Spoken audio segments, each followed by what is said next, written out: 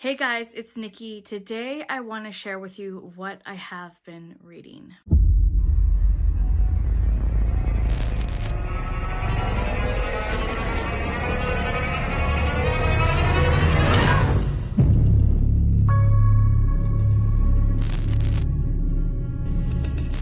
Before we jump into what I've been reading, my star ratings, my thoughts, my little mini reviews, I would like to start implementing shoutouts in my videos.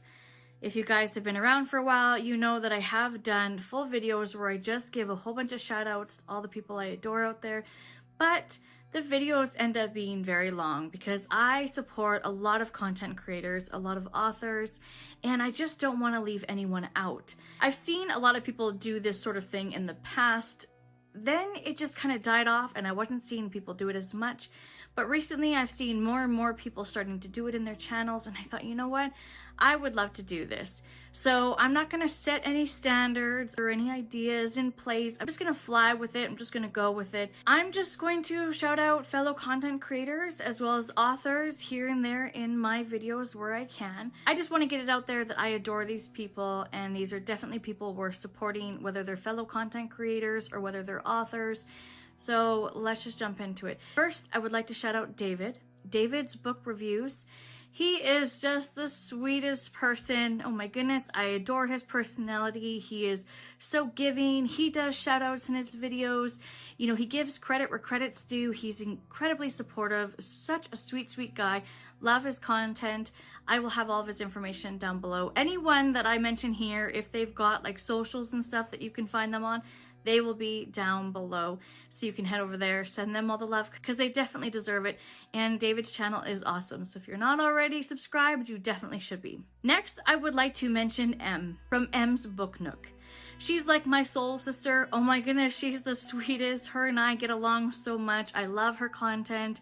She is sassy. She is hilarious. She is a load of fun. So if you don't know her, you definitely need to go and check out her channel, all of her socials, everything. She's an absolute hoot. And I'm so happy that I got to find her and connect with her on socials, because she's definitely somebody everyone should be following. Then I would like to mention James Bradshaw. James, I'm sorry. See, look, I'm messing it up too. I may be saying your last name incorrectly. He is a content creator. He's not in the booktube world.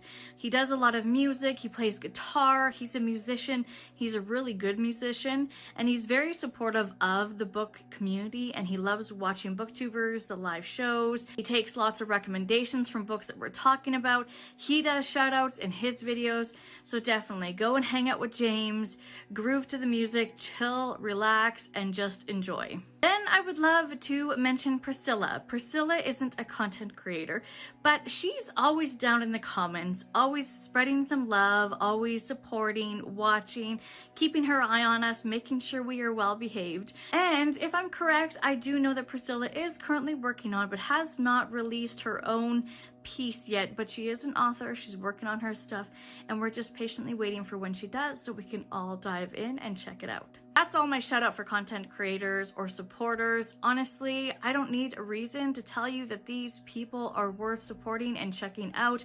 I am so happy to be able to get to call them my friends. But what else do we do in this community but support those that support us? Then for authors, I am going to mention 4 as well. I don't think these authors really need much of an introduction or who they are.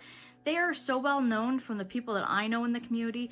We all know that they're freaking awesome, and definitely you should read their work, check them out, send them all the love because they clearly deserve it. The first one is Kev Harrison. We all know Kev Harrison. He's the author of The Balance. He's got some pieces releasing right now, some up and coming pieces. Definitely, if you haven't checked out Kev and his work, you should go do that, like right now. No. Wait, stop, don't leave yet, watch this video and then go and check out all these people because they'll be linked down in the description. Next is LaRocca. You guys already know Eric. You know he is so hyped and loved. This community absolutely loves him. I'm happy to get to call him a friend. He's released some brilliant pieces, and I mean, need I say any more? Then there's Duncan P. Bradshaw. Oh man, this cheeky, vulgar, extremely hilarious, full of creative ideas guy is definitely somebody you should be reading, hanging out with, getting to know, and he's just frick man, he is hilarious. Then we have Damien Casey. Damien also is extremely supportive. He's always out there uplifting his fellow authors, but any supporters, booktubers, bookstagrammers, any of us weird bookworms that are out on Twitter making a fool of ourselves, he's there, he's supporting us, so please go and support him right back. Go and support all of these people because I adore them, I love them. They are what make me happy to be a part of this book community, and keep an eye open for more shout outs later on. Now, I've got quite a few pieces to talk about that I have been reading recently, so I'm not going to spend too much time on them. I'm just going to jump in, give you my star ratings, a few of my thoughts, and go from there. The first one I do not have a physical copy of. It's called Fool's Run by Sydney Williams. I had Sydney up on my channel for an author spotlight, and this is the one that I got my hands on because it was on audiobook, so I was able to sneak it in between my physical reads. This is more of like a mystery thriller type read. Basically, it's a cop who's got a shaded past, who has now just recently been released from jail, and he knows that nobody's going to want to hire him for any work because of his shaded past. But somebody does, and the story goes from there. I enjoyed this one. It was a lot of fun. It was a little bit of a nice palate cleanser, a little break from, you know, like the extreme dark stuff that we can really dive into. But definitely there were dark elements to the story as well. I gave it a 3 out of 5 stars. The next one I have to talk about here, I do have a physical copy of, and that's A Canadian Werewolf in New York by Mark Leslie. Also, I had Mark up on my channel for a live interview. It was so much fun. He's a Canadian author. This is his Canadian Werewolf series. This is book 1. There are 2 books out, and there's a couple like novellas. There's I'll get into that a little bit more as we go because I've got all of them here. Mark was so kind to send me all of these books, you guys. These are these like gorgeous hardcover books that doesn't have the sleeve. Everything about these books, I mean, they're just gorgeous. You know, you can tell that they're really well made. They're really great quality. And I really enjoyed this series. And the audiobooks were also really well done. The narrator did a really good job. In this series, you're following your main character, Michael. He is a quite famous Canadian author who has an unexpected run-in with a wolf. You can kind of paint a picture of what happens from there. His new heightened senses and strength almost becomes like his superpower. And he uses them for a lot of good, not necessarily a bunch of evil. So if you're thinking this is going to be like your extreme blood and gore, typical werewolf story, it's not that, but it is really good. I gave this one a 4 out of 5 stars. There is a little bit of romance in here. Michael is only human, and he does have a love interest, but it is just at the perfect splash. It doesn't overtake the whole story.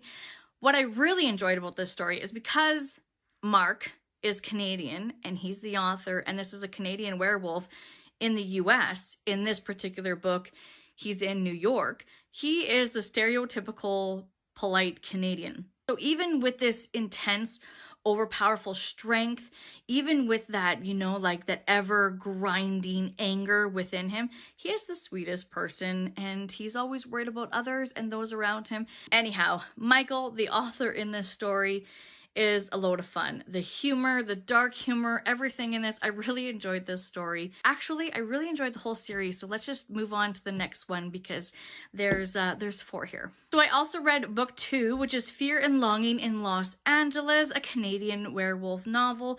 This one got even more heated. There was more action, there was more excitement, there was a little more aggression. I really enjoyed this. Again, loads of laughs. The humor in this, you can feel Mark Leslie's personality, his humor, jump right off the pages. If you got to watch my live show, you would be able to see it just from getting to watch him and chat with him. If you haven't seen my live show and you're interested in going checking these out, I would definitely go watch that, really get a feel for Mark's personality, and then dive into this series. But this isn't the only work that he has out there. He's got other works. This is just the series that I dived into first.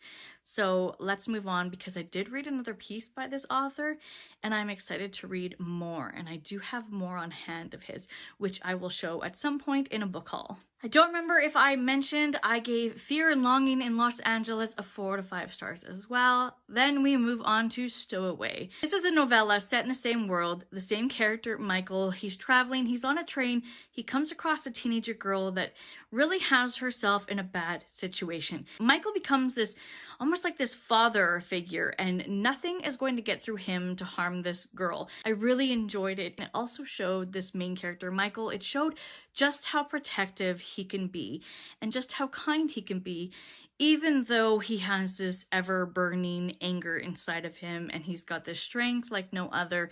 Again, almost like I said, his superpower. Then I also read This Time Around. This Time Around is a shorter version of the first book, A Canadian Werewolf in New York. This is the same story, but of course the actual book draws the story out and really fills it in.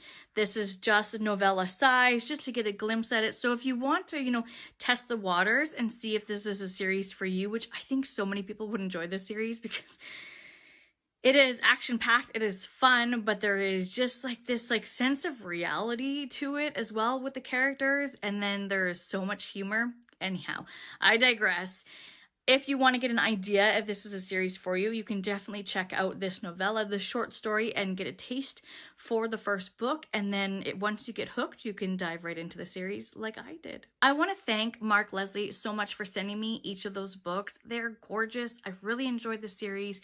I'm so happy to be able to have copies and have them on my shelf. He really didn't have to do that, but he did, and that was very, very kind of him. I did also read Mark Leslie's Snowman Shivers. These are a couple snowman tales that really lead onto the dark side. Being a Canadian, it is our winter tradition every year since I was a kid, right up to now as an adult, to build those snowmans every year when the snow comes, when the cold weather comes. And I never sat back and thought from a snowman's perspective what their thoughts are. They're just screaming on the inside. Maybe things hurt. Sticking those carrots in as noses and, using rocks or coal or something for their eyeballs. And then the thought of the first moment that the sun comes beating down on them and you get a little bit of warmer weather, they could just melt away. Or kids could just come run up and just pop their head right off, just rip it right off their bodies.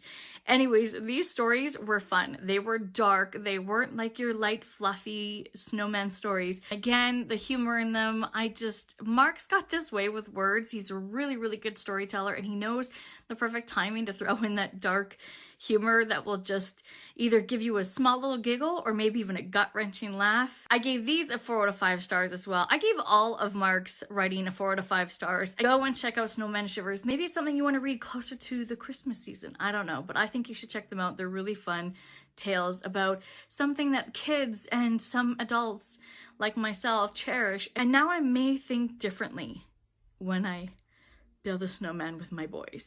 Then I read Only the Stains Remain by Ross Jeffrey. I'm not going to go too far into this one. I gave this one a 5 out of 5 stars. I have a full individual review if you want to go ahead over there and check that out. I will link that down in the description. Ross is incredible. He's an incredible human being. He's an incredible author. This man can write. He can write gripping stories. He can write humor. He can write dark, but he can also write extremely emotional, and this is exactly what this story is about. It's a gut-wrenching story about two brothers who lose their mother and then have to deal with all the monsters in the world that you could possibly think of. 3 abusive uncles and their drunk of a father who just doesn't care. He's too busy worrying about his own inner demons and dealing with his own mourning on the loss of his wife to even care what happens to his 2 boys. Go and watch my review if you're interested. You know what? Don't even take my word for it. You don't even have to go watch my review if you don't want to. Go head over to Brad Proctor's channel. Watch his review. Go head over to Jay Maddox's channel. Watch his review. Go head over to Leslie from the Nerdy Narrative. Go watch her review. Go head over to Well Red Beard. Go watch his review. Everyone is just in all of this story. It is saddening. It is depressing, but it is definitely something that people should be reading. I mean, those are not all the people that reviewed it. There are so many more. Those are just the people that I can think of off the top of my head. So go and check out the reviews for this. You will see what the hype is about, and you're going to want to go and pick it up. And if you don't, I mean, that's on you. It's your loss. Then I read Black Heart Boys Choir by Curtis M. Lawson. This is a buddy read with Nakia from Nakia's Hideaway. I don't want to say too much because I don't know if she's finished it yet. I gave this a 4 to 5 stars. This story follows your main character, Lucian. He has lost his father. Music is involved. Music is Lucian's passion. I'm talking like true choir, true classics. This story is very unique because it wraps around that music aspect. It is very different. It's very dark. But it's one that's actually really hard to explain. There were parts in this story where it got a little bit confusing. I did get a little lost. And at first I thought it was me because I was just jumping into a unique, different story. And you know when you just finish a read and you're jumping into a new one and you're having to get to know the world, the atmosphere, the characters, and having to like take your brain out from what you were reading and the settings and the characters that were already in your mind. Is that just me, or is everyone experiencing that? So at first I thought maybe it was me. I was just having to, jump into a new world, a very unique, different world. But I found that it did get confusing at other times throughout the read, and then I realized that it wasn't just me. There were parts of the story that were a little more confusing than others. However, the ending really started piecing things together. I was understanding more. You got to learn more about the father and his past, about this music that Lucian had come across that was his father's, that it may have not been good, that it could have been evil. This one is very hard to describe. It's just so unique and so different. You'd have to read it to wrap your own mind around it. And the cover is absolutely gorgeous. I actually saw this kicking around for quite some time. And then Brad Proctor had it on one of his lists for, like the most prettiest or gorgeous cover of 2020. And I finally just decided when I saw that video of his, I was like, you know what? You're right. I just need to get my hands on a copy just to have the cover alone. And then I was so excited when I saw that Nakia was talking about it because I was like, I have a copy. I've had it on my shelf for a couple months now. And then we're like, buddy read. But yeah, I don't know her thoughts as of yet. I'm not sure if she's done. Maybe she is, and we just haven't touched base since I'm filming this now. So I'm not going to say too much. Shh, hush, hush. And yeah, I look forward to hearing what she said because this one's definitely different, and it may not be for everyone because it kind of plays around with the mind. Curtis's writing is fantastic, so I can't wait to read another piece of his that I have on my TBR list for review reads, and I'm excited to dive into more of his work after that. So yeah, I gave this one, I can't remember if I mentioned, gosh, I'm all over the place tonight. Like my brain just can't get shit together. Like it's just like things are just like falling out of my mouth, just words just blah, blah, blah, are falling out of my mouth. I gave this one a 4 to 5 stars if I didn't say that already. Okay, and in these videos, I normally only mention the stuff that I have on my list that are review reads, or if it's indie authors work that I picked up, small press work that I picked up that I know I want to get the review out for. But I'm having a hard time because I'm reading quite a bit. I'm having a hard time like narrowing down my list where I left off on my last video. What are like really popular, well-known reads in between my review reads or my indie stuff and da-da-da-da. So I sat down and I looked at my Goodreads. I'm like, you know what? I'm just going to throw out everything that I've been reading recently. This isn't a wrap up. This isn't like my end of my week wrap up. Just whenever I put up these videos, you may get a splash of some of the other stuff that's not necessarily review reads or indie. Just stop talking. I did read The Scarecrow Walks at Midnight. with my boys. This is an R.L. Stine Goosebumps book. We gave this one a 2 out of 5 stars. It was not as enjoyable. The story kind of fell flat. It's about a girl and her brother that go to stay with their grandparents over the summer to help on the farm. There's this weird story with a scarecrow. Things are happening. Some type of like ancient book that a farm keep has got their hands on. The whole concept of the story was really cool. It just fell flat and wasn't very entertaining, and both of my boys said the same thing, that it wasn't their favorite. Then we read Welcome to the Dead House, again by R.L. Stine. We actually had already read this or listened to this on audiobook some time ago, and you know, we read and I read so much, like we weren't even thinking about that, and I didn't even have it marked on my Goodreads as read in the past. Anyhow, we read it again, and as we were going, I'm like, this seems really familiar. This one we enjoyed a lot more. We gave it a 4 out of 5 stars. It's about a young girl, her brother, her parents move into this home that is supposed to be inherited by an uncle.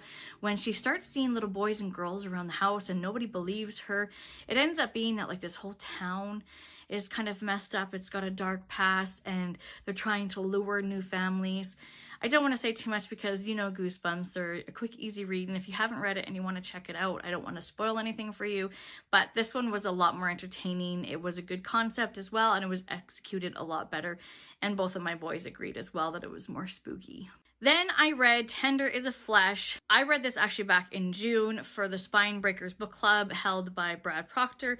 I actually gave this one a 3 out of 5 stars.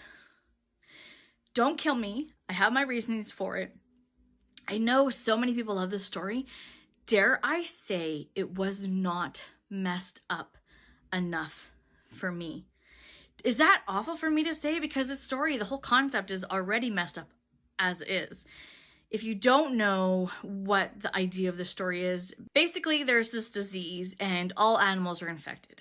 Not just, you know, dogs, cats. We're talking birds, cows, all of the meat that humans would consume for their protein, for food. It's all gone. It's untouchable. And that's where they start harvesting humans for food. Farming humans for meat for other humans to consume. Cannibalism. The writing, beautiful. Honestly, the writing was captivating. The details in the story, phenomenal. I mean, right down to supporting characters being worried in a moment with one of the main characters because they're not using an umbrella when they're walking around without any type of shelter over their heads, and they're worried that if a bird was to poop, that it would land on you and then you would now be infected.